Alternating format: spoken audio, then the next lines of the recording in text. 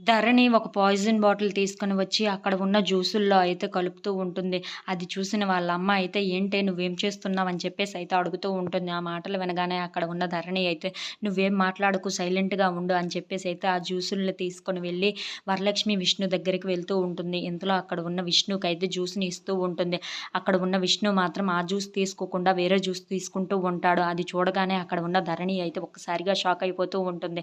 ఇంతలో అక్కడ ఉన్న విష్ణు అయితే ఆ జ్యూస్‌ని తీసుకొని వరలక్ష్మికి ఇస్తూ ఉంటాడు. అక్కడ ఉన్న ధరణి అయితే నాకు కావాల్సింది ఇదే కదా!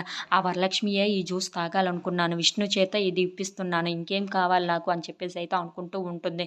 ఇంతలో అక్కడ ఉన్న వరలక్ష్మి అయితే ఆ జ్యూస్‌ని తీసుకొని తాగుతూ ఉంటుంది. ఇంతలో అక్కడ ఉన్న ధరణి వాళ్ళ అమ్మ అయితే "తాగు తాగు నీకిది కావాల్సిందే" అని చెప్పేసి అయితే అంటూ ఉంటుంది. ఇంతలో అక్కడ ఉన్న వరలక్ష్మి అయితే ఆ జ్యూస్‌ని తీసుకొని మొత్తం తాగేస్తూ ఉంటుంది. అలా వాళ్ళందరూ అయితే చాలా సంతోషంగా మాట్లాడుకుంటూ ఉంటారు. ఇంతలో అక్కడ ఉన్న వరలక్ష్మికైతే కళ్ళు తిరిగి కింద పడిపోతూ ఉంటుంది. అది చూసిన విష్ణు అయితే "వరలక్ష్మి, వరలక్ష్మి" అని చెప్పేసి అయితే తన దగ్గరికి వస్తూ ఉంటాడు.